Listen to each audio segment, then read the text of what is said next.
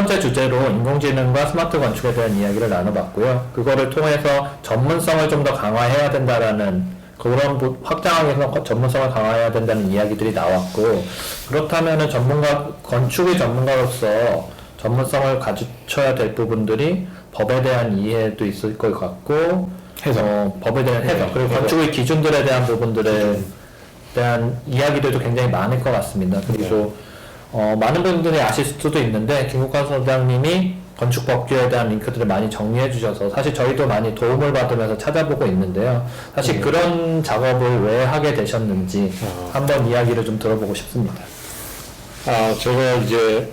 저도 이제 실무를 한 지 10년 정도 된 것 같은데요. 사실 한 3년 전까지만은 또 건축법에 대해서 중요성을 조금 몰랐던 것 같아요. 근데 이제 제 사무실을 하면서 실제로 각종 이제 공무원이든 뭐 시민위원이든 민원인이든 이런 사람들을 상대하면서 이 법규가 엄청 중요하다는 걸 일단은 좀 깨달았고요. 그러려면 내가 이거를 파악을 해야 되는데 도저히 이걸 파악하기가 너무 힘든 거예요. 지역마다 다르고 뭐 서울도 구마다 다르고 다 다르거든요, 실제로. 고시로 들어가 있고 뭐 다 쪼개져 있죠. 네. 또 그러다 보니까 이제 그거를 좀 파악을 하고 싶은 거죠. 그리고 매번 법을 찾을 때마다 이거 제가 다 암기할 수 있는 것도 아니고 어떤 그 하나하나의 명칭에 대해서 다 암기할 수 있으면 좋겠지만 그건 힘들잖아요. 그렇다 보니까 일단은 건축법 제가 실무상에서 진행하면서 봤던 법들은 일단은 링크들을 모아놓고 그것들이 또 연관되는 지자체마다의 법규들까지 연결을 시켜놓으면 이제 뭔가 이렇게 찾을 수가 있는 거죠. 빨리빨리 찾을 수가 있는 거죠. 그럼 그 시간을 세이브하고 싶은 거고요. 그 시간으로 법규 검토하면서 네이버에 검색하고 막 이런 그 옛날 데이터들 이런 것들을 보고 또 잘못해서 또 보완이 되거나 아니면 뭔가 이렇게 제가 책임을 지기 힘든 어떤 그런 것들이 생기는 거에 대한 두려움이 사실 있었고요. 그런 것들을 어떻게 하면 조금 한눈에 그리고 빨리 검색할 수 있을까. 그래서 어쨌든 우리나라 법은 그나마 지금은 법제처에서 다 링크로 제공을 하고 있고 그리고 지자체 조례까지 다 링크를 제공하고 있기 때문에 그 링크만 잘 정리해놔도 많은 시간을 세이브할 수 있고 그 시간에 다들 설계를 좋아해서 설계를 하시잖아요. 그러니까 그 설계할 수 있는 시간을 확보를 하고 싶은 거죠. 그러니까 생산성을 좀 늘릴 수 있는 그런 방법으로서 그런 링크를 만들었었고 이제 그거를 저 혼자 쓰는 거는 의미가 없죠. 사실 그래서 그냥 다 같이 쓰게 지금 해놨는데 이것도 사실은 사람들이 보기에는 되게 일일이 다 노가다로 해서 했을 거라고 생각하지만 그렇지 않습니다. 할 수 있는 그런 엑셀상의 어떤 몇 가지 함수나 그 명령어를 이용하면 되게 쉽게 만들 수 있는 방법이 있어요. 그런 것들을 좀 활용해서 실제로 투입된 시간을 그렇게 많지는 않거든요. 그리고 그냥 업데이트만 주기적으로 내가 이제 새로운 프로젝트 하면서 또 다른 법을 알게 되면 이제 그것도 연결하고 이제 그런 식의 작업을 하고 있고요. 이제 그렇게 해서 만들게 됐고 이게 개인적으로는 좀 더 많은 사람들이 그러니까 특히 이제 저의 경험상으로는 제가 전연차 때나 아니면 학생 때나 이럴 때 법에 대한 관심도 없었고 사실은 법에 대해서 이렇게 중요한지 사실 몰랐거든요. 근데 그 체계를 파악하는데 조금이라도 도움이 됐으면 하는 생각이 좀 있습니다. 네, 정말 말씀에 공감하고 저도 이게 많이 방문을 해서 도움을 얻고 있는데 사실 건축사들이 법을 제일 많이 알고 제일 많이 건축 관련 내용의 필요성을 하고 있으면 사실 그걸 이제 관련 저희 협회 단체에서도 이거를 좀 조직적으로 운영을 하셔야 되는 부분이 좀 있지 않을까 싶어요. 다들 뭐 아시겠지만 사실 여기에 대한 가장 근본적인 출발점은 우리나라 건축법과 관련된 체계가 굉장히 쪼개져 있다는 겁니다. 예를 들면 일본 건축기준법에는 기본적인 내용들에 대한 게 그 안에 다 들어가 있어요. 예를 들면 뭐 구조, 방화, 기본적인 내용들에 대한 거. 그러니까 예를 들면 기준법 정도만 일본 건축 기준법 정도에서만 보면 그 내용 안에서 허가를 넣는 내용들에서 어느 정도 커버가 되는 게 있는데 저희는 하다못해 지금 119조 같은 경우에 건축법 119조는 워낙 악명이 높지만 거기에 면적서부터 산정하는 방법 다 들어가 있고 그 다음에 또 필요한 부분은 또 별도의 고시로 방화라든지 이런 건 나가 있고 그죠? 그러니까 뭐 이거를 대단히 조정했습니다만 건축사도 전체를 파악하기가 너무 어려워요. 이런 상황에서는 결국 기존의 법들이 그냥 지자체 조례까지 해서 너무 많이 쪼개지게 되고 그런 것들에 대한 해석이 다 다른 거예요.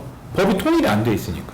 근데 이런 것들을 지금까지는 허가권자라든지 그렇게 아니면 뭐 어떻게 보면 행정에서 사실상 어떻게 반응하냐에 따라 그냥 저희가 건축사들이 법을 제일 많이 알고 제일 많은 건축 관련 법을 다뤄야 함에도 불구하고 그거에 대한 해석과 전문적인 부분을 다 지금까지는 행정과 그렇죠. 뭐 국토부라든지 아니면 그 허가권자. 허가권자에 다 위임해라. 허가권자가 네. 갑이죠. 그렇죠. 그러니까 이게 좀 그런 부분에서 장기적으로 저희가 그런 부분으로 더 가져와야 되는 거 아니까 저희가 전문가니까 건축법에 대해서. 그래서 뭐 그때 잠깐 말씀드렸지만 선생님 뭐 얘기하셨지만 저희 뭐 기존에 이제 그 건축사들 게시판이나 이런 데 보면 Q&A만 해도 막 20건이 넘게 올라와 있는데 20만 건 그렇죠. 예. 20만 건 넘게 아는데 이게 20만 건 넘도록 답변을 해봤자 마지막은 결국 허가권자에게 물어봐. 내지는 국토부에 질의해봐. 그럼 이거는 20만 건의 게시판에서 왔다 갔다 할 이유가 없죠. 그냥 처음부터 허가권자에게 물어보고 국토부로 가면 되는 거죠. 질의하신 무조건 그냥 바로 쏘는 거죠. 근데 이게 맞냐 이겁니다. 언제까지 도대체 이렇게 할 건지 그게 좀 답답한 거죠. 그래서 어떻게 해서 그 부분, 두 분께서. 실제로 뭐 건축사 협회에서 질의 회신 질의란 거를 만들어서 발표를 하고는 있어요. 그렇죠. 있기는 한데 사실 저는 그 부분 그건 분명히 잘하는 일이지만 근데 그게 한계가 있죠. 어디까지 네. 통용이 되고 그거의 위상이라는 거가 그쵸. 사실은 건축사협회에서 그 위상을 높여서 그거에 대한 해석을 뭐 지자체라든가 허가권자들이 용인을 하게끔 만들어야 되는 힘을 갖고 있어야 되는데 사실 그게 부족한 거가 좀 그쵸. 많이 큰 문제가 그쵸. 아닌가라고 생각을 합니다. 그만큼 건축가의 해석을 못 묻겠다는 그쵸. 이야기가 맞아요. 될 수도 있거든요. 네. 지금의 건축법이 가지고 있는 가장 큰 또 하나의 문제점은 제 생각엔 뿌리 깊은 불신이에요. 네. 다락만 얘기해볼까요? 건축법상에서 다락은 명확합니다. 근데 지자체마다 해석 방법이 달라요. 네. 그러니까 그거의 근저는 그거죠. 나중에 이거를 따르게 유용할까봐. 사실 근데 그건 엄밀하게 말하면 그만한 단속이 이루어진다든지 아니면 충분하게 어떻게 시스템적으로 저희가 그거를 구현할 수 있는 부분들이 있지 않습니까? 요즘 V월드 같은 경우는 이런 거는 기본적인 처음에 그런 외형에 대한 데이터와 3D 이런 게 계속 업데이트 되는데 그게 바뀌었으면 이 사람들 불법 증축을 한 거고 자동으로 그걸 체크할 수 있는 분명히 그런 과학적인 부분에 대한 테크놀로지도 발달하고 있는데 언제까지 기본적인 어떤 그 과거에 그런 관행에 얽매여 건축사는 건축법대로 했을 뿐인데 불법을 자행을 하는 사람처럼 비춰주고 맞아요. 물론 기존에 있던 분들 중에 그런 거를 이용하신 분들도 없진 않죠. 안 되는 걸 되게 해주는 건축사. 마치 불법인데 불법이 아닌 것처럼 해서 능력자네. 능력자로 칭송받는 분들도 있었죠. 없진 않죠. 근데 그분들은 이제 정말 극히 소수고 기본적으로는 대개의 건축사들은 다 양심 있게 하려고 하고 노력을 하는데 정작 우리의 건축법은 우리가 따라야 되는 법에서는 그런 가이드라인이 없음에도 불구하고 지역의 허가권자들은 불필요한 가이드라인과 온갖 심의와 결국 그거에 대한 모든 거는 건축사를 믿지 않는 것에서 출발하는 거잖아요. 근데 문제는 건축사가 제일 책임이 커요. 그렇죠. 저희는 모든 책임은 나중에 예. 책임은 다 내가 지는데 건축사가 안 믿어줘. 안 믿어줘. 네. 그리고 해석도 못해 법을. 그쵸. 네. 그리고 공무원이 허가권자랑 이 얘기를 하다 보면 이제 어쩔 수 없이 뭐 의뢰 입장에서 뭔가 얘기하게 되는데 아니면 뭐 사용승인 나온 건축사라든지 이제 그런 각종 이렇게 얘기를 할 때 결국은 책임은 건축사가 지는데 그렇죠. 맞아요. 설계 감리한 그 건축사가 지는데 왜 그렇게 힘이 없는지 잘 모르겠어요, 사실은. 힘이 없다기보다는 그 어떤 전문성을 그만큼 인정 못 받는 느낌이 사실 실무에서 많이 들고요. 전문성은 인정 안 하면서 책임은 거의 모든 책임을 건축사한테 지고 실제로 허가가 된 사항을 허가대로 했는데 그게 맞지 안 맞는지에 대해서 사용 승인에 나오는 그러니까 업무 대행을 하는 건축사가 개별로 판단을 하는 현실 자체가 사실은 굉장히 잘못된 부분인 거죠. 그러면 또 이제 징계를 받는다거나. 그렇죠. 그래서 사실 책임은 다지고 징계는 받고 사실 뭔가 이렇게 뭐가 안 맞아요. 그러니까 사실 그렇게 본다 그러면 저는 그래서 건축법과 관련된 전담과 그거에 대한 해석을 새로운 사협회에서는 전담으로 맡아야 되지 않을까 싶습니다. 기본적인 건축법에 있어서 가장 전문가는 건축사이고요. 그 사람들은 계속 건축사로서 건축을 다루기 때문에 오히려 일반 행정직에서는 또 그 교대가 이루어지기도 하고 순환보직도 되고 해서 오히려 전문성을 또 저희만큼 모르시는 경우가 의외로 많아요, 허가권자가. 그러니까 건축법에 대한 전문가가 저희라면 건축사 협회 내에 전담으로 해석하는 부분에 대한 해석 기구가 전담센터가 필요하고 그걸 통해서 장기적으로 전문성을 인정받고 허가권자도 오히려 반대로 건축사 협회 내에 있는 이런 법규 전문 해석하는 센터의 기준과 내용을 토대로 건축 행정을 좀 더 부드럽게 건축사들을 믿고 그들에게 얘기하는 해석 방식을 이게 어느 정도 적합한 것으로 받아들일 수 있도록 해서 합리적인 건축 행정 구조가 좀 나아갈 수 있는 길을 사업회 스스로가 개척을 하면 어떨까 하는 거를 좀 바라고 싶습니다. 그러니까 권위의 문제인 것 같은데요. 그렇게 사실 이제 유명하신 분이 계시죠, 건축법 쪽에서. 그분의 말을 우리가 쫓아가는 Q&A를 계속 찾아보는 이유는 그 사람이 그만큼 경험이 많고 그만큼의 권위가 있는 거잖아요, 건축법에. 근데 사실 그 역할을, 그러한 권위를 협회에서 갖게 되면 굳이 저희가 국토부나 뭐 허가권자나 이런 사람들한테 굽신대면서 이거를 해석을 어떻게 뭐 해달라 이런 식으로 하지 않아도 그냥 딱 어떤 권위 있는 기관에서 법규를 검토를 받고 아니면 거기에 나온 뭐 지침이든 아니면 이런 거를 보고 거기에 맞게 저희가 설계를 할 수가 있는데 그러한 기준 자체가 없다는 것 자체가 그렇죠. 좀 많이 힘든 것 같습니다. 예, 여당으로 약간 제가 봤을 때는 그런 것도 있습니다. 단순히 건축법뿐만 얘기하는 게 아니라 사실 건축사에게 아까 얘기해 주셨지만 많은 리스크가 있어요. 저희 지금 뭐 건축사 보험도 그렇고 많은 부분에 있어서 조금 잘못하면 건축사가 또 책임져야 되는 것도 많고 계약 상황 아직 불분명한 것도 많고 사실 이러려면 법률에 대한 지원 서비스 같은 경우도 굉장히 필요합니다. 근데 이게 단순히 저희가 뭐 변호사한테 몇 번 자문받고 이렇게 할 내용이 아니라 어떻게 보면 사협회 전담으로 아까 말씀드린 것처럼 법규에 대한 해석과 그거에 대한 전담으로 센터가 건축법으로 있다는 얘기는 결국 법률과 관련해서도 어느 정도 건축사들에게 지원을 해주고 그거를 지원해줄 수 있는 법적인 테두리가 같이 완성이 되는 거라고도 볼 수 있는 것 같아요. 그러니까 단순히 이걸 뭐 우리가 건축법을 우리 마음대로 해석하겠다 그 뜻이 아니고요.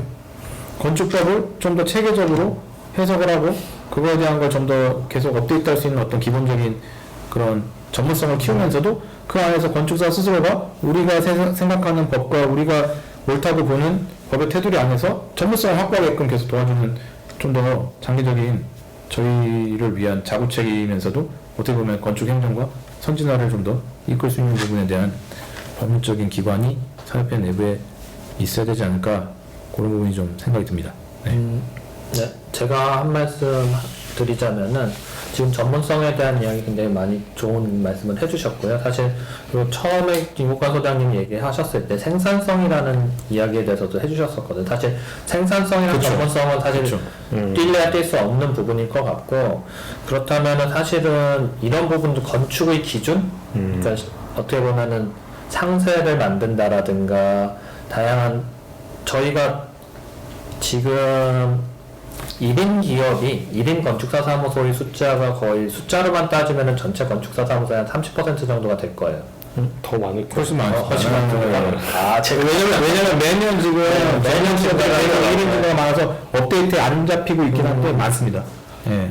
네, 훨씬 많을 거. 네. 제가 통계를 봤는데 더 많은 걸로 알고 있어요. 네. 일단은 뭐 많으니까 예, 말씀 또 네. 주시면 예.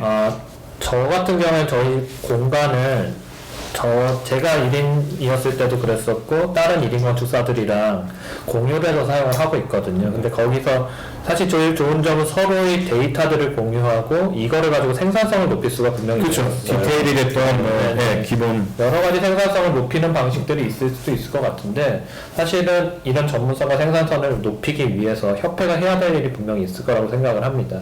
그 부분에 대해서 두 분의 의견을 좀 듣고 싶어요. 저도 이제 저희 협동조합에 이제 1인 건축사 사무소, 1인으로 시작하는 건축사 사무소가 3팀 정도 있는데요. 확실히 이제 제가 경험하지 못한 그런 프로젝트들 아니면 행정 업무들 이런 거에 대한 도움을 얻는다거나 같이 얘기를 나누면서 풀어가는 거에 대한 메리트가 확실히 있다고 생각을 하고, 최근에 이제 네이버 카페 중에 이제 소규모 건축사들 1인 위주의 소규모 건축사들을 위한 카페가 생겼는데, 제가 알기로는 지금 회원이 한 3,000명 정도 모인 걸로 알고 있어요. 그리고 되게 그 내부에서 이제 서로의 경험을 공유하고 그런 필요성을 되게 많이 저도 느꼈었고 많은 사람들이 느껴서 거기가 되게 활성화가 되고 있거든요. 딱 그 부분인 것 같아요. 그 지자체별로 다른 그런 각종 뭐 법규나 아니면 그런 행정 업무들을 물어볼 사람은 없고, 또 공무원한테 전화해서 물어보기도 그렇고, 전문가로서의 그런 위상도 떨어지죠.